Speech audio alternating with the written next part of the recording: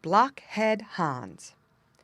Far away in the country lay an old manor house where lived an old squire who had 2 sons. They thought themselves so clever that if they had known only half of what they did know, it would have been quite enough. They both wanted to marry the king's daughter, for she had proclaimed that she would have for her husband the man who knew best how to choose his words. Both prepared for the wooing a whole week, which was the longest time allowed them, but after all, it was quite long enough, for they both had preparatory knowledge, and everyone knows how useful that is. One knew the whole Latin dictionary and also 3 years' issue of the daily paper of the town off by heart, so that he could repeat it all backwards or forwards as you pleased. The other had worked at the laws of corporation and knew by heart what every member of the corporation ought to know, so that he thought he could quite well speak on state matters and give his opinion.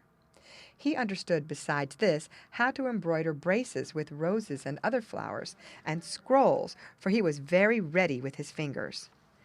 "I shall win the king's daughter," they both cried.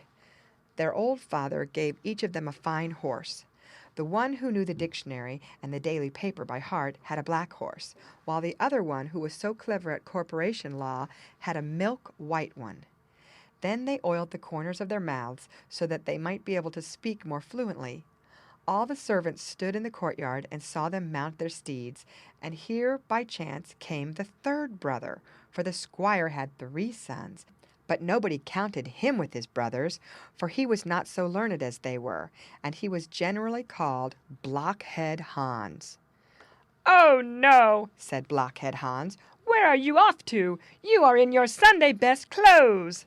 "We are going to court to woo the princess. Don't you know what is known throughout all the countryside?" And they told him all about it.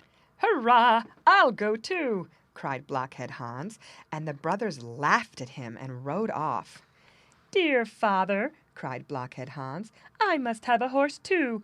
What a desire for marriage has seized me. If she will have me, she will have me, and if she won't have me, I will have her." "Stop that nonsense," said the old man. "I will not give you a horse. You can't speak. You don't know how to choose your words. Your brothers, they are very different lads."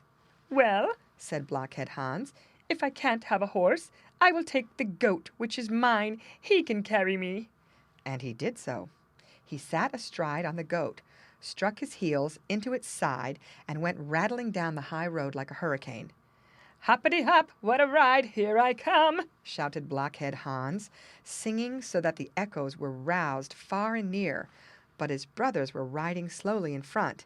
They were not speaking, but they were thinking over all the good things they were going to say, for everything had to be thought out.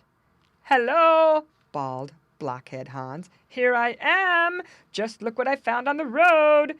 And he showed them a dead crow which he had picked up. "Blockhead," said his brothers, "what are you going to do with it?" "With the crow?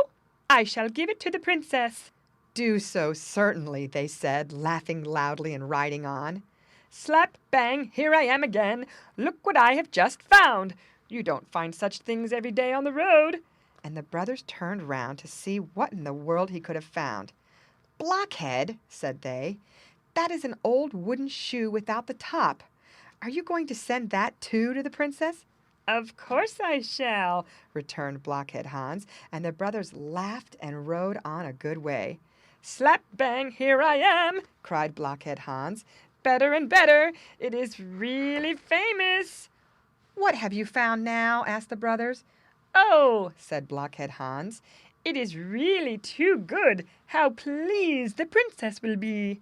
"Why," said the brothers, "this is pure mud, straight from the ditch." "Of course it is," said Blockhead-Hans, "and is the best kind. Look how it runs through one's fingers." And so saying, he filled his pocket with the mud. But the brothers rode on so fast that dust and sparks flew all around, and they reached the gate of the town a good hour before Blockhead-Hans. Here came the suitors, numbered according to their arrival, and they were ranged in rows, 6 in each row, and they were so tightly packed that they could not move their arms. This was a very good thing, for otherwise they would have torn each other in pieces merely because the one was in front of the other. All the country people were standing round the king's throne, and were crowded together in thick masses almost out of the windows to see the princess receive the suitors. And as each one came into the room, all his fine phrases went out like a candle. "It doesn't matter," said the princess. "Away, out with him!" At last she came to the row in which the brother who knew the dictionary by heart was. But he did not know it any longer. He had quite forgotten it in the rank and file. And the floor creaked, and the ceiling was all made of glass mirrors, so that he saw himself standing on his head, and by each window were standing 3 reporters and an editor, and each of them was writing down what he said, to publish it in the paper that came out and was sold at the street corners for a penny. It was fearful, and they had made up the fire so hot that it was grilling. "It is hot in here, isn't it?" said the suitor. "Of course it is. My father is roasting young chickens today," said the princess. Ahem. There he stood like an idiot. He was not prepared for such a speech.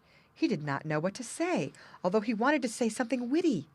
"Ahem! It doesn't matter," said the princess. "Take him out," and out he had to go. Now the other brother entered. "How hot it is," he said. "Of course, we are roasting young chickens today," remarked the princess.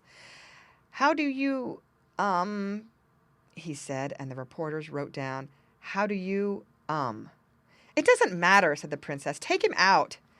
Now Blockhead-Hans came in. He rode his goat right into the hall. "I say, how roasting hot it is here," said he. "Of course I am roasting young chickens today," said the princess. "That's good," replied Blockhead-Hans. "Then can I roast a crow with them?" "With the greatest of pleasure," said the princess. "But have you anything you can roast them in? For I have neither pot nor saucepan." "Oh, rather," said Blockhead-Hans. "Here is a cooking implement with 10 rings." And he drew out the old wooden shoe and laid the crow in it. "That is quite a meal," said the princess. "But where shall we get the soup from?" "I've got that in my pocket," said Blockhead-Hans.